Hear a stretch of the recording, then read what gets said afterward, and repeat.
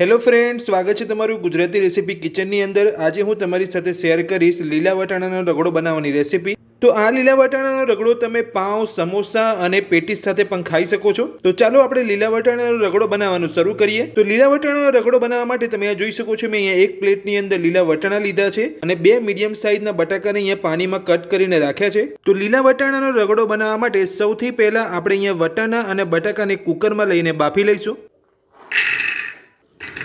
તો બટાકા અને લીલા વટાણાને આપણે અહીંયા કુકરમાં લઈ લીધા છે। તો હવે આપણે તેની અંદર 1 ગ્લાસ જેટલું પાણી ઉમેરીશું, સાથે જ અડધી ચમચી મીઠું ઉમેરીશું। તો વટાણા અને બટાકાને બાફવા માટે કુકરનું ઢાંકણ બંધ કરી 3 વિસલ કરી લઈશું। તો એક બાજુ આપણા બટાકા અને વટાણા અહીંયા બફાઈ રહ્યા છે ત્યાં સુધી આપણે રગડાનો વઘાર તૈયાર કરીશું। તો રગડાનો વઘાર તૈયાર કરવા માટે મેં ગેસ ઉપર એક અહીંયા પેન મૂક્યું છે, તેની અંદર 1 મોટા ચમચા જેટલું તેલ ઉમેરીશું। તેલને ગરમ થવા દઈશું। તો તેલ આપણું અહીંયા ગરમ થઈ ગયું છે। તો હવે આપણે તેની અંદર અડધી ચમચી જીરું ઉમેરીશું, 2 ચપટી હિંગ ઉમેરીશું, સાથે તેની અંદર 1 ચમચી આદુ લસણ મરચાંની પેસ્ટ ઉમેરીશું। પેસ્ટ ઉમેરી લીધા પછી બધું સરસ સાંતળી લઈશું। બધું જ આપણું અહીંયા સતળાઈ ગયું છે। તો હવે આપણે તેની અંદર ઝીણી સમારેલી ડુંગળી ઉમેરીશું। તો મેં અહીંયા 2 નાની મીડિયમ સાઇઝની ડુંગળીને સમારીને રાખેલી હતી। તમારે પણ આ જ રીતે બધું સાંતળ્યા પછી ડુંગળીને એડ કરવાની છે। તો હવે આપણી ડુંગળી અહીંયા ગોલ્ડન બ્રાઉન થાય ત્યાં સુધી આપણે એને સાંતળી લઈશું।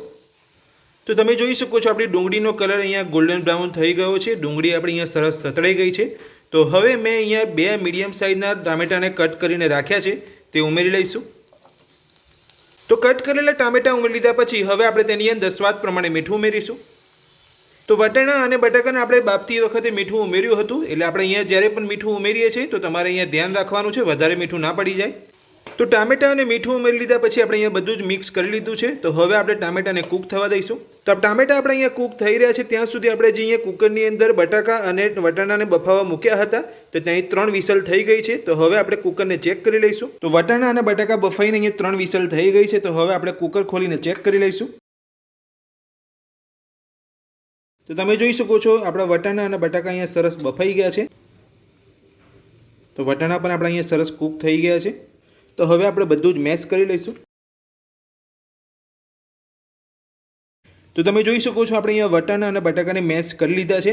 તો તમારે પણ આ રીતે મેશરથી મેશ કરી લેવાના છે વટાણા અને બટાકાને બાફ્યા પછી। અને બીજી બાજુ તમે આ જોઈ શકો છો આપણા ટામેટા પણ સરસ અહીંયા કૂક થઈ ગયા છે। તો હવે આપણે તેની અંદર મસાલા એડ કરીશું। અડધી ચમચી હળદર પાવડર ઉમેરીશું, 2 ચમચી ધાણા જીરું પાવડર ઉમેરીશું, અડધી ચમચી ગરમ મસાલો ઉમેરીશું, 1 ચમચી મરચું ઉમેરીશું। તો બધા જ મસાલા આપણે અહીંયા એડ કરી લીધા છે। તો હવે આપણે બધું સરસ મિક્સ કરી લઈશું। તો આ રીતે તમે મસાલા એડ કરશો તો એકદમ ટેસ્ટી તમારો રગડો બનીને તૈયાર થશે। તો અહીંયા મસાલા બળેના એટલા માટે મેં અહીંયા અડધી વાડકી જેટલું પાણી ઉમેર્યું છે। તમારે પણ એ જ રીતે અહીંયા અડધી વાડકી જેટલું પાણી ઉમેરી લેવાનું છે। તો પાણી ઉમેરીને આપણે બધું જ મિક્સ કરી લઈશું।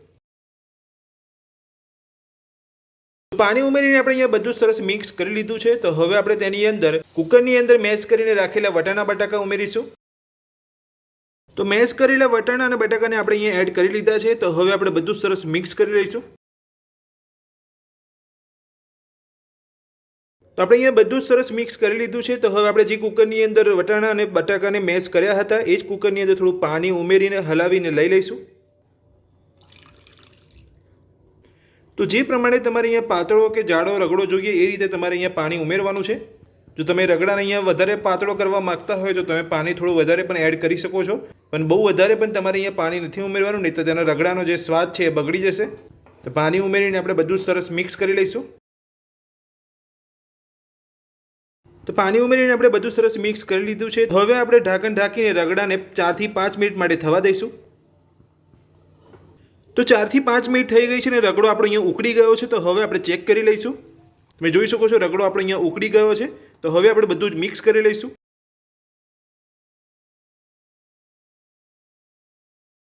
તો હવે રગડાની અંદર બધા જ ટેસ્ટને બેલેન્સ કરવા માટે 1 નાની ચમચી ખાંડ ઉમેરીશું। ખાંડ ઉમેરીને બધું સરસ મિક્સ કરી લઈશું। ખાંડ ઉમેરીને આપણે અહીંયા બધું સરસ મિક્સ કરી લીધું છે। તો હવે આપણે તેની અંદર અડધા લીંબુનો રસ ઉમેરીશું। લીંબુનો રસ ઉમેરીને બધું મિક્સ કરી લઈશું. તો આપણે લીલા વટાણાનો રગડો બનીને તૈયાર છે. તો હવે આપણે તેની અંદર લીલા ધાણા ઉમેરીને મિક્સ કરી લઈશું.